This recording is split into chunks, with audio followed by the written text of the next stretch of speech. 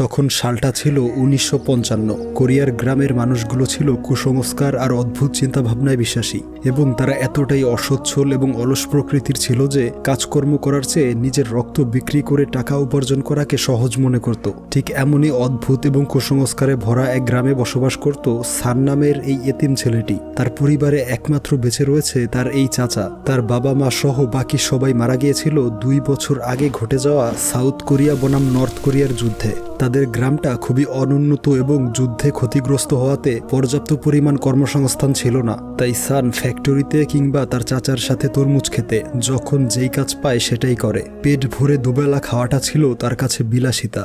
একদিন সেই তরমুজ ক্ষেতের মালিক এবং তার মেয়ে সেখানে ভিজিট করতে আসে। মহিলাটি তাদেরকে জানায় গতকাল তার মেয়ের বিয়ে ক্যান্সেল হয়ে গিয়েছিল, কারণ হবু জামাই কখনো রক্ত বিক্রি করেনি। এই শুনে জু বলে, আপনি ঠিকই করেছেন, প্রত্যেকটা প্রাপ্তবয়স্ক পুরুষকে